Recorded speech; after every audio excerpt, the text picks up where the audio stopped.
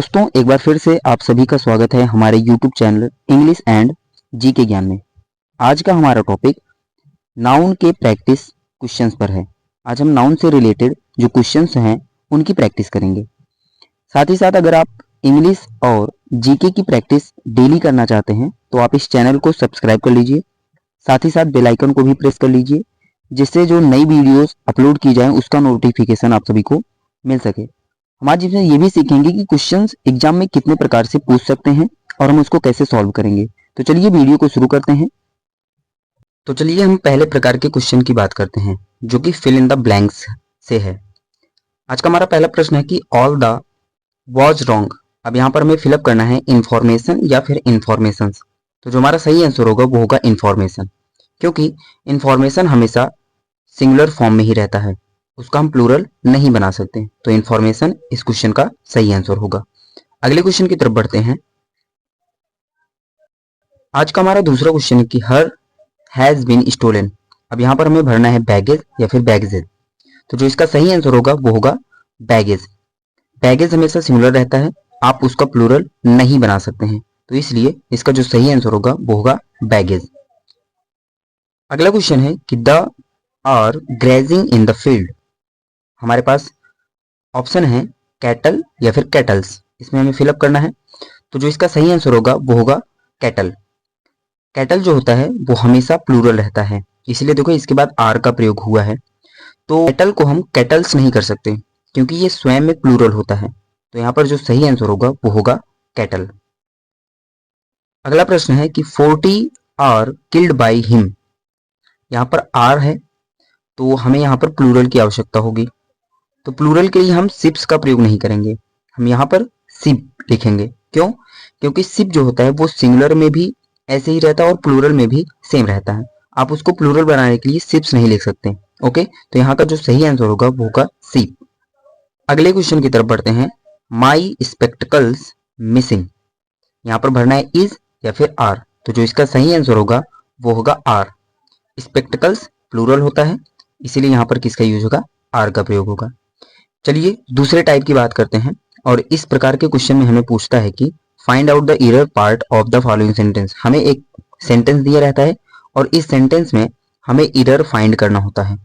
6 number के question में हमसे कह रहा है कि he does not like the poetries of Kalidas, या फिर नो एरर। अगर इसमें एरर नहीं होगा तो ऑप्शन ई जो है वो सही होगा। अगर इसमें एरर होगा तो किस पार्ट में एरर है ये हमें बताना है। तो यहाँ पर आपको दिख रहा होगा पोएट्रीज। अगर आप नाउन पढ़े हैं तो आप उसमें जरूर पढ़ोगे कि पोएट्री को हम प्लूरल नहीं बना सकते, और यहाँ पर वो प्लूरल फॉर्म में लिखा है। तो ऑप्शन सी जो है यहाँ पर रॉन्ग है। अगले क्वेश्चन की तरफ बढ़ते हैं। 7th क्वेश्चन में हमसे कह रहा है कि the gentry of the town is assembled here, या फिर नो एरर। अगर इसमें गलती नहीं होगी तो हम ऑप्शन जो ई है वो सही होगा। देखते हैं क्या इसमें कोई गलती है या नहीं। ओके, यहाँ पर आप देखेंगे कि ऑफ जो होता है प्रीपोजिशन होता है। ऑफ से पहले जो नाउन या प्रोनाउन आएगा सब्जेक्ट होगा, ऑफ के बाद जो नाउन प्रोनाउन आएगा ऑब्जेक्ट होगा। तो कहने का मतलब कि जेंट्री जो है वो सब्जेक्ट है, तो इसी के अकॉर्डिंग हमें वर्ब लगाना होगा। यहाँ पर इज है जो कि यही गलत है। जेंट्री जो होता है वो हमेशा प्लूरल रहता है, तो यहाँ पर इज का प्रयोग ना होकर हम यहाँ पर आर का प्रयोग करेंगे। तो अगला क्वेश्चन देखते हैं। मैथमेटिक्स रिक्वायर प्रैक्टिस, या फिर नो एरर। तो आप यहाँ पर मैथमेटिक्स देख रहे हैं। नाउन में आपको पढ़ाया गया है कि मैथमेटिक्स में आप यस देखकर इसको ये नहीं कह सकते कि ये प्लूरल है, क्योंकि सभी सब्जेक्ट्स के नेम हमेशा सिंगुलर रहते हैं। तो अगर ये सिंगुलर है तो इसके बाद आने वाला जो वर्ब होगा वो सिंगुलर होगा।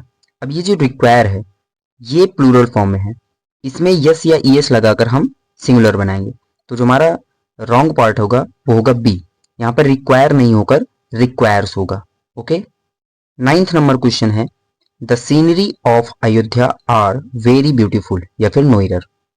तो इसमें जो मिस्टेक है पहले ये समझते हैं। जैसे कि मैंने इससे पहले बता दिया कि ऑफ जो है प्रीपोजिशन है, इससे पहले जो नाउन या प्रोनाउन आएगा वो सब्जेक्ट होगा, और इसके बाद जो नाउन प्रोनाउन आएगा वो ऑब्जेक्ट होगा। तो ये जो सब्जेक्ट है द सीनरी, इसके बाद जो हेल्पिंग वर्ब लगेगा ये इसी के अकॉर्डिंग लगेगा। यहाँ पर आर है।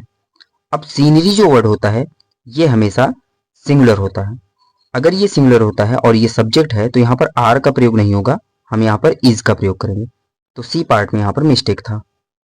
अगले क्वेश्चन की तरफ बढ़ते हैं और आज का अगला क्वेश्चन है कि alms is giving to poor या फिर नो एरर। तो इस क्वेश्चन को सॉल्व करते हैं।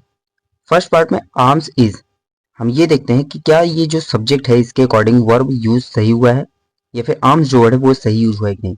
ये जो आर्म्स वर्ड है ये हमेशा प्लूरल रहता है, तो यहाँ पर इज का प्रयोग नहीं होगा, तो ऑप्शन ए जो होगा यही सही होगा। इसी में मिस्टेक है, आर्म्स हमेशा प्लूरल होता है, तो इसके साथ हम आर का प्रयोग करेंगे, ना कि इज का प्रयोग करेंगे। ओके, चलिए अब हम एग्जाम में पूछे जाने वाले अगले प्रकार के क्वेश्चंस को देखते हैं। इस प्रकार के क्वेश्चन में हमसे कहता है कि चूज द करेक्ट ऑप्शन। हमारे पास 4 ऑप्शन देता है और क्वेश्चंस का जो आंसर होगा चारों ऑप्शन में से सही करना होगा। जैसे हमसे यहाँ पर 11th नंबर क्वेश्चन में पूछ रहा है कि a group of girls is called, मतलब गर्ल्स के ग्रुप को क्या कहते हैं। कलेक्टिव नाउन ने आपको पढ़ाया गया होगा। पहला ऑप्शन है कि बंच कहते हैं या फिर बंडल कहते हैं या फिर बेबी कहते हैं या फिर क्लास कहते हैं। जो हमारा सही आंसर होगा वो होगा bevy, option C. A group of girls को बेबी कहते हैं। नेक्स्ट क्वेश्चन में हमसे कह रहा है कि the plural form of deer. Deer का हमसे प्लूरल फॉर्म पूछ रहा है, तो डियर्स होगा या फिर डियर होगा या फिर डियर्स एपोस्ट्रोफियस या फिर नन ऑफ दीज। तो जो इसका सही आंसर होगा वो होगा ऑप्शन बी, डियर। डियर जो रहता है वो सिंगुलर में भी ऐसे ही रहता है और प्लूरल में भी ऐसे ही रहता है, तो ऑप्शन बी जो होगा वो इसका सही आंसर होगा। नेक्स्ट क्वेश्चन में हमसे ये कह रहा है कि the feminine gender of monk. Monk का हमें फेमिनिन जेंडर बताना है, डॉटर, मेयर, नन या फिर बिच। तो डॉटर जो होता है ये सन का फेमिनिन जेंडर है, मेयर जो होता है हॉर्स का फेमिनिन जेंडर है, बिच जो होता है ये डॉग का फेमिनिन जेंडर है। तो जो इसका सही आंसर होगा वो होगा none, option C is right answer.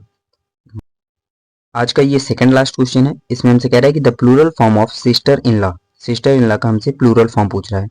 Option A है sisters in law, option B है sister in laws, option C है सिस्टर्स इन लॉज या फिर ऑप्शन डी है सिस्टर्स इन लॉ।